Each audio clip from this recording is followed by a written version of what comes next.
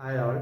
Capacity development പ്രോഗ്രാമിന്റെ ഭാഗമായിട്ട് physical science ഡിപ്പാർട്ട്മെന്റിലെ group 1 present ചെയ്യുന്നത് യൂണിറ്റ് 3 ആയിട്ടുള്ള ഇനിഷ്യേറ്റീവ്സ് ഇൻ ഇന്ത്യൻ എഡ്യൂക്കേഷൻ എന്ന് പറയുന്ന ചാപ്റ്ററിലെ ഡിസ്ട്രിക്ട് പ്രൈമറി എഡ്യൂക്കേഷൻ പ്രോഗ്രാം, സർവ ശിക്ഷ അഭിയാൻ, രാഷ്ട്രീയ മാധ്യമിക് ശിക്ഷ അഭിയാൻ, രാഷ്ട്രീയ ഉച്ചത ശിക്ഷ അഭിയാൻ എന്നീ ടോപ്പിക്കുകളുടെ ചെറിയൊരു വീഡിയോ ആവിഷ്കരണമാണ്. എന്തെങ്കിലും തെറ്റുകുറ്റങ്ങളുണ്ടെങ്കിൽ ക്ഷമിക്കുക. Enjoy the video.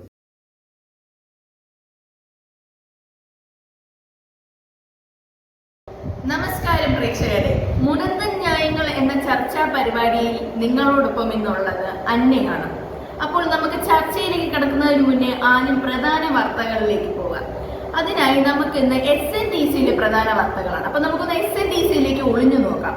നമ്മളുടെ റിപ്പോർട്ടർ എന്ന് പറഞ്ഞത് എന്തെന്ന് വെച്ചാൽ, അവിടുത്തെ കുട്ടികൾ പറയുന്നത് ഇന്ന് അവരുടെ മെയിൻ ചർച്ച എന്ന് പറയുന്നത് ഇന്ന് ഫിലോസഫിയിലെ കപ്പാസിറ്റി ഡെവലപ്മെന്റ് പ്രോഗ്രാം നടക്കുമോ നടക്കില്ലേ എന്നതാണ്. നമുക്കൊരു വാർത്ത കൂടെ കിട്ടുന്നുണ്ട്. Hello okay. അടുത്തതെന്ന് പറഞ്ഞാൽ SNDCയിലെ അടുത്ത ചർച്ച എന്ന് പറഞ്ഞാൽ ഇന്ന് റാണി മിസ് മുല്ലപ്പൂ ചൂടുമോ ഇല്ലയോ എന്നതാണ്. അതിനെ പറ്റിയിട്ട് ഷാരോൺ പറഞ്ഞോളൂ. Okay Sharon, okay. നമ്മോടൊപ്പം ഇന്ന് ഷാരോൺ, NSSന്റെ ഒരു വോളണ്ടിയർ ആയിട്ടുള്ള ഷാരോൺ പറഞ്ഞത് റാണി മിസ് മുല്ലപ്പൂ ചൂടിയിട്ടില്ല എന്നതാണ്. പ്രേക്ഷകരെ, മുല്ലപ്പൂ ചൂടിയിട്ടില്ല എന്നത് പറഞ്ഞാൽ റാണി മിസ് ഒരു എന്താ പറയുക, മൺവെട്ടി. അതെ, മൺവെട്ടിയുമായിട്ട് റാണി മിസ് കുറച്ച് NSS പിള്ളേരുമായിട്ട് നെടുങ്കണ്ട ബസ് സ്റ്റാൻഡ് വൃത്തിയാക്കാൻ പോയിരിക്കുകയാണ്. അതുകൊണ്ട് മിസ്സിന് സമയം കിട്ടിയില്ല എന്നാണ് അവർ പറയുന്നത്. ഓക്കെ, അപ്പൊ നമ്മളുടെ പ്രധാന വാർത്തകൾ ഇതൊക്കെയാണ്. ഒരു പ്രധാന വാർത്ത കൂടി ഉണ്ട്. അതായത് കുട്ടികൾ ചർച്ച ചെയ്യുന്നത് ഇന്ന് പ്രിൻസിപ്പൾ ആയിട്ടുള്ള ഷീബ മാം ഇന്ന് കാറിൽ വരുമോ അതോ ട്രെയിനിൽ വരുമോ എന്നതാണ്.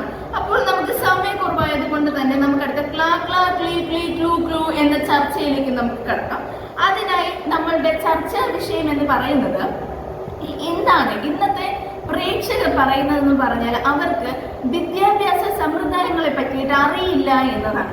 അപ്പോൾ അതിനു വേണ്ടിയിട്ട് നമ്മൾ ഇന്ന് വിദ്യാഭ്യാസ സമ്പ്രദായത്തിനെ പറ്റി പറയാൻ വേണ്ടിയിട്ട് DPEPയുടെ മുൻ പ്രോഗ്രാം കോർഡിനേറ്റർ, പ്രേക്ഷകരെ ശ്രദ്ധിക്കണം, മുൻ പ്രോഗ്രാം കോർഡിനേറ്റർ ആയിട്ടുള്ള താങ്കളുടെ പേരെന്തായിരുന്നു? ശ്രുതി ചേരുന്നുണ്ട് എന്നാണ്. ശ്രുതി ഉണ്ട് നമ്മളോടൊപ്പം. അപ്പൊ ശ്രുതി മാഡം സ്വാഗതം.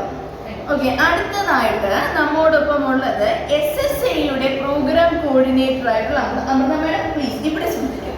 അമൃത മാഡം നമ്മോടൊപ്പം ചേരുന്നുണ്ട്. അമൃത മാഡം സ്വാഗതം പറയൂ. ഓക്കെ, നന്ദി പറയും. ഓക്കെ, അപ്പോൾ നമുക്ക് ആദ്യം നമ്മുടെ ശ്രുതി മാഡത്തിനോട് ചോദിക്കാം. ശ്രുതി മാം, എന്താണ് DPEP എന്ന് പറയുന്നത്? പറയൂ. താങ്കൾക്ക് അറിയാം എന്ത് പറയാൻ പറ്റും? ഓക്കെ, ഞാൻ തിരിച്ചു വരാം താങ്കളിലേക്ക്. അമൃത മാഡം പറയൂ, എന്താണ് SSA എന്ന് പറയുന്നത്?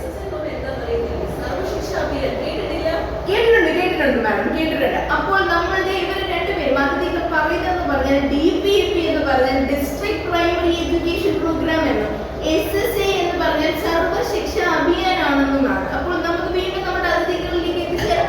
അപ്പോൾ എന്താണ് DPEP മാഡം പറയൂ, എന്താണ് DPEP പറ്റിയിട്ട് കൂടുതൽ? Sorry madam, sorry. മാഡം ഇന്ന് മഞ്ഞ ചുരിദാർ നല്ലതുപോലെ തിളങ്ങിയിട്ടുണ്ടല്ലോ. Sorry madam, sorry. എനിക്ക് ചെറിയ പ്രശ്നം. മഞ്ഞ ചുരിദാറല്ലല്ലോ, പിങ്ക് ചുരിദാറല്ലേ? പറയൂ മാഡം, പറയൂ. DPEP എന്ന് പറഞ്ഞാൽ സെൻട്രൽ ഗവൺമെന്റ് 1999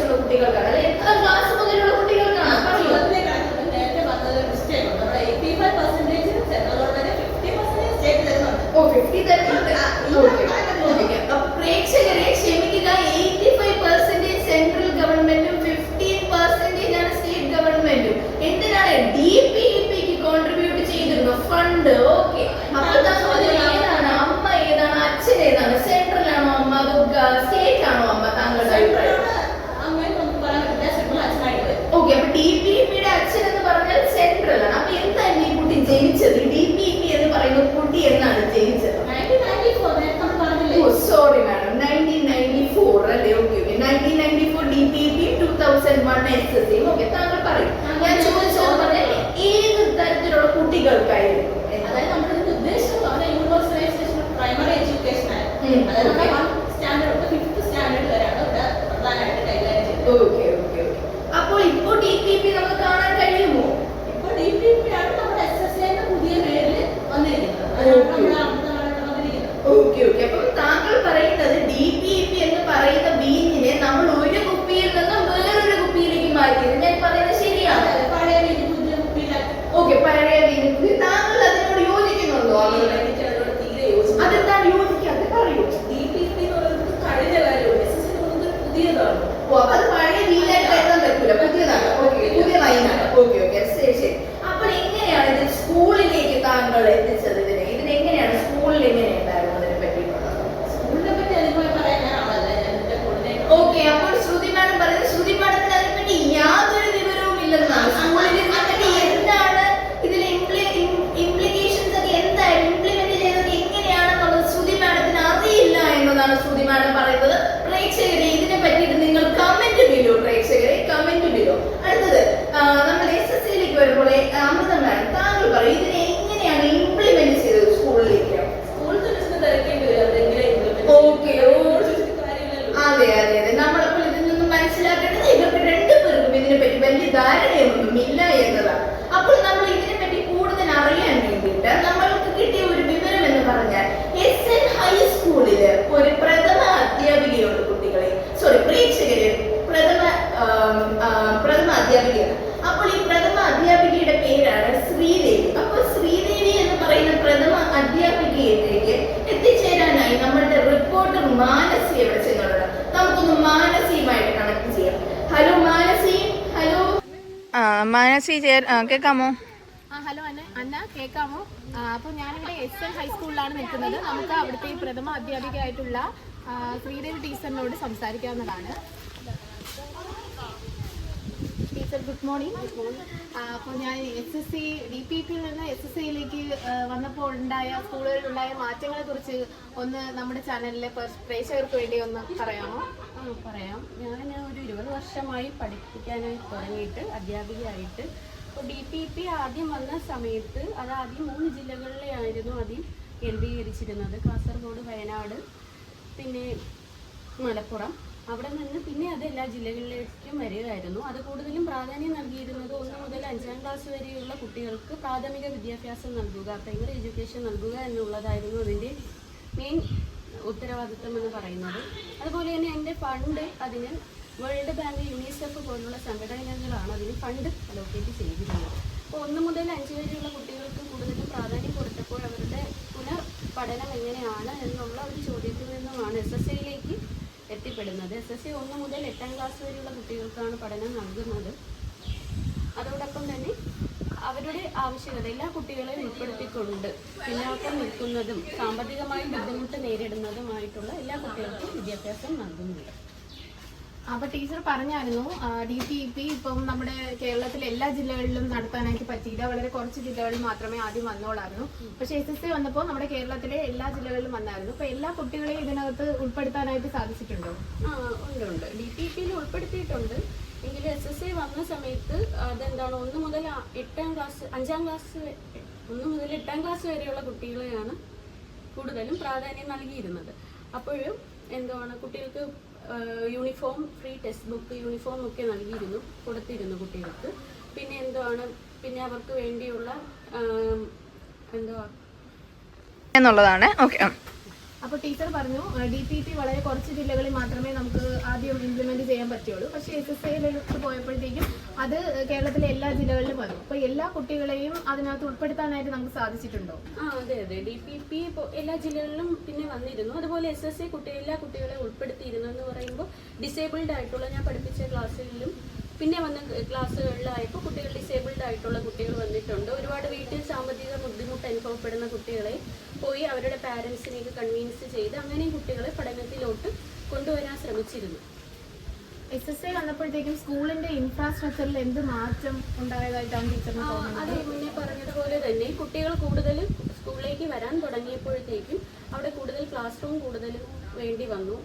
അപ്പോൾ ക്ലാസ് റൂമുകൾ വന്നു, കൂടുതൽ സ്കൂളുകൾ വീണ്ടും വരാൻ തുടങ്ങി. പിന്നെ അതുപോലെ അവർക്ക് വേണ്ട ടോയ്ലറ്റ് ഫെസിലിറ്റി, ഡ്രിങ്കിങ് വാട്ടർ ഇതെല്ലാം പ്രൊവൈഡ് ചെയ്തു. ഇതെല്ലാം എൻ്റെ ഇൻഫ്രാസ്ട്രക്ചറിൻ്റെ ഭാഗമായിട്ട് വന്നതാണ്. അപ്പോൾ ഈ SSAയുടെ ഒരു ശാഖയാണ് DEP എന്ന് കേട്ടിട്ടുണ്ട്. അപ്പം അതിനെപ്പറ്റി എന്താണ് പറയാനുള്ളത്? DPPയുടെ കാലഘട്ടത്തിലേ ഉണ്ട്. അതെന്ന് പറയുന്നത് ഓരോ ഡിസ്ട്രിക്റ്റിലെ കുട്ടികൾക്ക് എന്താണോ ആവശ്യം അവരെ ഫോക്കസ് ചെയ്തുകൊണ്ടാണ് ഡീപ്പ് വന്നിട്ടുള്ളത്. എന്ന് വെച്ചാൽ നമ്മുടെ രാജ്യത്തിനൊരു സിലബസ് ഉണ്ടായിരിക്കും, അല്ലെങ്കിൽ നമ്മുടെ സ്റ്റേറ്റിനൊരു സിലബസ് ഉണ്ടായിരിക്കും. അതിന് പുറമെ ഓരോ ഡിസ്ട്രിക്റ്റിലെയും കുട്ടികൾക്ക് എന്താണ്, എല്ലാ കുട്ടികളും ഇപ്പോൾ ഒരേ തലത്തിലുള്ളവരല്ലല്ലോ. അപ്പോൾ ആ കുട്ടികൾക്ക് എന്താണെന്നുള്ളത് വേണ്ടത് എന്താണെന്ന് മനസ്സിലാക്കിയിട്ട് അതിനനുസരിച്ച് ഒരു സിലബസ് തയ്യാറാക്കുക എന്നുള്ളതാണ്. പാരൻസിനെയും കൂടിയൊക്കെ ഉൾപ്പെടുത്തി, അല്ലെങ്കിൽ ഇവിടുത്തെ ലോക്കൽ PTA ഒക്കെ ഉൾപ്പെടുത്തി അവർക്ക് എന്താണോ വേണ്ടത് എന്നുള്ള രീതിയിൽ ഒരു സിലബസ് തയ്യാറാക്കുക കുട്ടികൾക്ക് കൂടുതൽ ഫ്രണ്ട്ലി ആയിട്ടുണ്ട്. അപ്പോൾ താങ്ക് യു ടീച്ചർ. നമ്മുടെ ചാനലിന് വേണ്ടി ഇത്രയും നല്ല അഭിപ്രായങ്ങൾ പങ്കുവച്ചതിന് ഒരുപാട് നന്ദിയുണ്ട്. Thank you. ഹൈസ്കൂളിൽ നിന്നും ക്യാമറമാൻ അപ്പുകുട്ടനൊപ്പം മാനസി. അപ്പൊ നന്ദിയുണ്ട് മാനസി, നമ്മുടെ അടുത്ത് ഈ വിവരങ്ങളെല്ലാം പങ്കുവെച്ചത്. നമ്മളുടെ ശ്രീദേവി മാഡത്തിനോട് ഇതൊക്കെ ചോദിച്ച് ഇവർക്ക് പറയാൻ പറ്റാത്ത കാര്യങ്ങളെല്ലാം പറഞ്ഞു തരാൻ ശ്രീദേവി മാഡം കാണിച്ച മനസ്സിനോട് ഒരു നന്ദി. അടുത്തതായി മാനസി കേൾക്കുന്നുണ്ടല്ലോ, താങ്കൾ പെട്ടെന്ന് തന്നെ തിരിച്ചു വരേണ്ടതാണ്. പിന്നെ ഒരു പ്രത്യേക അറിയിപ്പെന്ന് പറഞ്ഞാൽ നടന്ന് തന്നെ ബസ് സ്റ്റാൻഡിൽ പോകണം, ഓട്ടോയൊന്നും പിടിക്കാൻ നോക്കണം, അധികം ചെലവ് കമ്പനിക്ക് വരുത്തി വെക്കരുത്. ഓക്കെ. അടുത്തതായി നമ്മളുടെ കുറച്ച് കമന്റ്സ് ഉണ്ട്. ശ്രുതി മാഡം ശ്രദ്ധിക്കുക. കുറച്ച് കമന്റ്സിന്റെ കാര്യം ഞാൻ പറയാറുള്ളത് നേരത്തെ ബ്രേക്ക് കമന്റ് അവർ ചോദിച്ചൊരു സംശയമാണ്. അപ്പോൾ ഇത് കേരളത്തിൽ എപ്പോഴാണ് DPക്ക് വന്നത്? അത് കേരളത്തിൽ 1993 അതെങ്ങനെ സാധ്യമാവും? നേരത്തെ താങ്കൾ പറഞ്ഞു DPP എന്ന് പറയുന്നത് ജനിച്ചത് 1994-ലാണ്. അപ്പൊ ഇതെന്താണ് 1994 ജനിച്ച ഒരു കുട്ടി എങ്ങനെയാണ് 1993 കേരളത്തിൽ കാണപ്പെടുന്നത്? അതിനെപ്പറ്റി താങ്കൾക്ക് ഒരു ധാരണ ഇല്ലെന്ന് തോന്നുന്നു. അതായത് എനിക്ക് ധാരണയില്ലാത്തതാണ് താങ്കൾ ചിന്തിക്കുന്നത്. DPP 2 ഫേസ് ആയിട്ടാണ് അവിടെ നടപ്പാക്കിയത്. അപ്പോഴത്തേക്ക് ഇന്ത്യയിലെ തന്നെ 42 ഡിസ്ട്രിക്റ്റില് ഇത് വന്നു. അപ്പൊ അതില് ഒന്ന് നമ്മള് കേരളം എടുത്തിട്ട് കേരളത്തിലെ 3 ഡിസ്ട്രിക്റ്റുകളാണ് അതുണ്ടായിരുന്നത്. അതായത് മലപ്പുറം, വയനാട്, കാസർഗോഡ്. ഓക്കെ. അപ്പോൾ പ്രേക്ഷകരെ സംശയം നമ്മൾ മാറ്റിയെന്ന് ഞാൻ വിശ്വസിക്കുന്നു. അതായത് 1994-ലാണ് ഇത് ജനിച്ചതെങ്കിലും 1993 ചില മലപ്പുറം, കാസർഗോഡ്, വയനാട്. ഓക്കെ. മലപ്പുറം, കാസർഗോഡ്, വയനാട് എന്ന് പറയുന്ന 3 ഡിസ്ട്രിക്റ്റുകളിൽ ഇതിന്റെയൊക്കെ കാണപ്പെട്ടിരുന്നു. അത് മാത്രമല്ല, എന്തുകൊണ്ടാണ് ഇതിനെ 1993 കണ്ടെന്ന് പറഞ്ഞാൽ ഇന്ത്യയിൽ തന്നെ എത്ര 42 ഡിസ്ട്രിക്റ്റുകളിൽ ആദ്യം അവർ ഫേസ് 1 ആയിട്ട് ഇറങ്ങി, പിന്നെ ഫേസ് 2 ആയിട്ട് ഇറങ്ങി. അതാണ് 1994. ഓക്കെ. അടുത്ത SSAയിലേക്ക് വരുമ്പോൾ അമൃത മാഡം പറയും. SSA അപ്പൊ കേരളത്തിൽ 2003 തന്നെയാണോ? 2002-2003 തുടക്കം. ഓ, അത് പയ്യാണ് ഇത് നടന്നെത്തിയ ഒരു വർഷം. ഓക്കെ. അപ്പൊ 2001 അവിടെ ജനിച്ചെങ്കിലും SSA നടന്നു വന്നു കേരളത്തിൽ 2002-2003. ഓക്കെ. അപ്പൊ അടുത്ത സംശയം നോക്കിയാൽ ഒട്ടുമിക്ക പ്രേക്ഷകർക്ക് അറിയില്ല എന്തുകൊണ്ടാണ് ശ്രുതി മാഡത്തിന് എന്തോ പൊങ്കാല ഇടുക കമന്റ്സിന്. എന്താണ് നമുക്ക് നോക്കാം. അവരെല്ലാരും പറയുന്നതെന്ന് പറഞ്ഞാൽ 85-15% പറ്റിയിട്ട് അവർക്ക് സംശയമുണ്ടെന്നാണ്. എന്റെ പ്രേക്ഷകരെ ശ്രുതി മാഡം പറഞ്ഞതെന്ന് പറഞ്ഞാൽ DPPക്ക് ഫണ്ട് വന്നത് 85% സെൻട്രലിൽ നിന്നും സ്റ്റേറ്റിൽ നിന്നും വെറും 15% എന്നാണ്. അതായത് ഇതിലൂടെ ശ്രുതി മാഡം ഉദ്ദേശിച്ചത് മുഖ്യമന്ത്രി രാജിവെക്കുക. അങ്ങനെയാണ് പറഞ്ഞത്. പിന്നെ എന്താണ് നമുക്ക് മനസ്സിലായത്? 15% തന്നെ ഒന്ന് തന്നെ ഒന്നില്ലെന്ന് ഞാൻ ഇവിടെ പറഞ്ഞിട്ടില്ല. അത് പറഞ്ഞിരുന്നു. 85 മുഖ്യമന്ത്രി രാജിവെക്കുന്നത് ടേമിലാണ് ഉദ്ദേശിച്ചിട്ടില്ല. താങ്കൾ ഉദ്ദേശിച്ചു. താങ്കൾ അമൃതനാണ് പറയാ. ഇങ്ങനെയല്ലേ ശ്രുതി മാഡം ഉദ്ദേശിച്ചത്?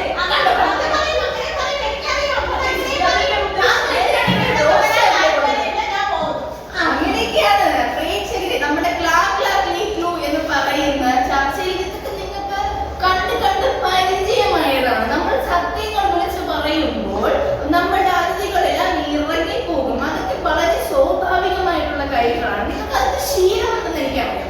അപ്പോൾ 85% സെൻട്രലിൽ 15 സ്റ്റേറ്റും. അപ്പോൾ നിങ്ങൾ പറയൂ, മുഖ്യമന്ത്രി രാജിവെക്കണോ വേണ്ടിയോ എന്നുള്ളതിനെ പറ്റിയിട്ട്. അപ്പോൾ നമുക്ക് ഇതിനെ ഇവിടെ സമയം കുറവായതുകൊണ്ട് തന്നെ നമുക്ക് ഇവിടെ നിർത്താം. അപ്പോൾ നമ്മളോടൊത്ത് ഒപ്പം എത്തിച്ചേർന്ന് നമ്മളുടെ അമൃത മാഡത്തിന് നമ്മൾ കുറച്ച് നന്ദി പറയാം. ആ ശ്രുതി മാഡം പോവുക, ഒരു ചോദിക്കുക, നമുക്ക് മനസ്സിലാവും, നമ്മൾ സത്യങ്ങൾ പറയാം. അപ്പോൾ ശ്രുതി മാഡം കേട്ടിട്ട് തിരിച്ച് ഇറങ്ങി പോയിരിക്കുകയാണ്. അങ്ങനെ ഇറങ്ങി പോകുന്നവർക്കൊന്നും നമ്മൾ നന്ദി പറയുന്നതല്ല പ്രേക്ഷകരെ. അപ്പോൾ നമ്മുടെ madam thank you so much നമ്മുടെ ഡിസ്കഷനിൽ പങ്കെടുത്തിട്ടുള്ളത്. പിന്നെ നിങ്ങൾ പറയുക അമൃത മാഡം പറഞ്ഞ മുഖ്യമന്ത്രി രാജിവെക്കണമെന്ന്. അപ്പൊ അതിനെപ്പറ്റി കൂടെ നിങ്ങൾ പറയുക. പിന്നെ നമ്മളുടെ അവിടെ ഇവിടെയുള്ള എല്ലാ റിപ്പോർട്ടേഴ്സും, അതായത് SNDC-യിലും എല്ലായിടത്തും നിങ്ങൾ റിപ്പോർട്ടേഴ്സ് കേൾക്കുന്നെന്ന് ഞാൻ വിശ്വസിക്കുന്നു. എല്ലാവർക്കും തിരിച്ചെത്തേണ്ടതാണ്. അത് ഓട്ടോ ഒന്നുമല്ല, ബസ് കയറി തന്നെ വരേണ്ടതാണ്. നടക്കേണ്ടുള്ള ദൂരങ്ങൾ നടക്കുക. ടിവിക്ക് കൂടുതൽ, ടിവി ചാനൽ കൂടുതൽ പൈസ ചെലവുകളൊന്നും ഉണ്ടാക്കി വെക്കുക. അടുത്തതായി പ്രേക്ഷകരെ ഇവിടെ ഒരുപാട് പ്രോഗ്രാംസ് ഉണ്ട് നിങ്ങളിലേക്ക് എത്തുന്നുണ്ട്. എന്തൊക്കെയാണെന്ന് എനിക്ക് അറിയത്തില്ല, ഞാൻ കുറെ കൂടെ പ്ലാൻ ചെയ്യുന്നുണ്ട്. എന്തായാലും ഒരു ബ്രേക്ക് പോലും ഇല്ലാതെ നമ്മൾ എത്തുന്നതാണ് പ്രേക്ഷകരെ, ഒരു ബ്രേക്ക് പോലും ഇല്ലാതെ. അപ്പൊ നന്ദി, നമസ്കാരം, ബൈ. രമേ, ഇന്നലെ ചന്ദ്രവാ സീരിയൽ ഉണ്ടായിരുന്നോ? ഇല്ലടി, ഇന്നലെ മഴ കാരണം വീട്ടിൽ കറണ്ട് ഇല്ലായിരുന്നു, അതുകൊണ്ട് കണ്ടില്ല. ഇത് കഷ്ടമായിപ്പോയി. ഇന്നലെ നമ്മുടെ അമൃതയിട്ട് സാരിയൊക്കെ ഒന്ന് കാണുമായിരുന്നു, നല്ല രസമായിരുന്നു. നല്ല തിളക്കമുള്ള സാരി, അതുപോലത്തെ നല്ല മാലയും ചെയിനും ഒക്കെ ആയിരുന്നു. ഒന്നും കണ്ടില്ല. എന്താടാ സുഭാഷേ, ഇന്ന് നല്ല ചെത്തിലാണല്ലേ? അത് ചേച്ചി ഇന്നൊരു പെണ്ണാണല്ലുണ്ടായിരുന്നു. എന്നിട്ട് എന്തരായി? ഒന്നും ആയില്ല ചേച്ചി. ആ പെണ്ണ് സർക്കാർ ജോലിയുള്ള ചെറുക്കനെ മതി. നമ്മളെയൊക്കെ ആർക്ക് വേണം ചേച്ചി? വിഷമിക്കണ്ടടാ, അതൊക്കെ നടക്ക്. ആ എന്നാ ആശ്വസിക്കാം ചേച്ചി. അവര് വരുന്നു, പണിയെടുക്കും.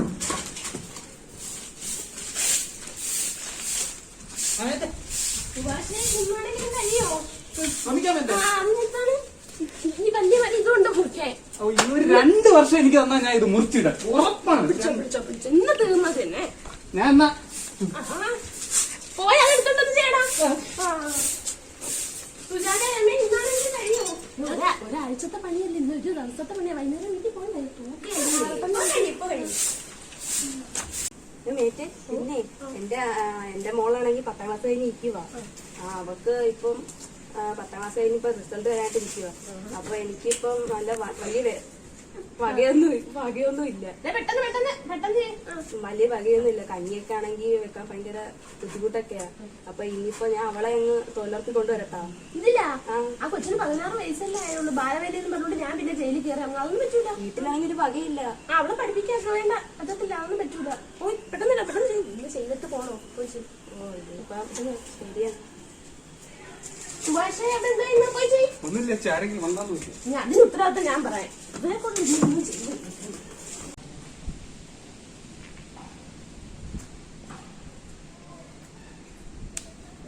എന്തായാലും സുജാതെ വിഷമിച്ചിരിക്കണേ?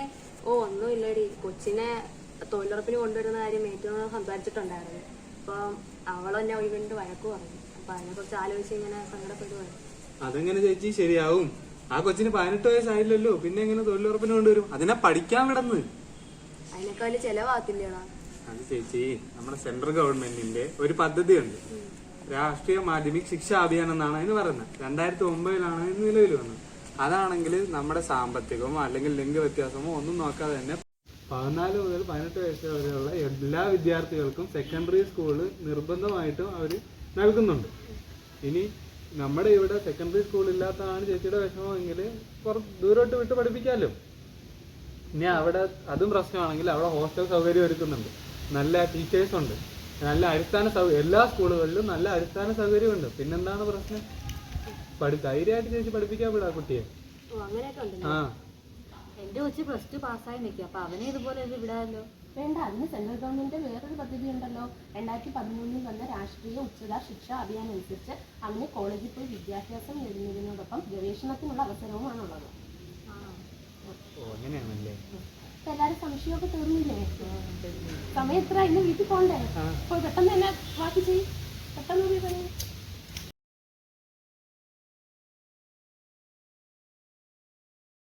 നന്ദിയുണ്ട്.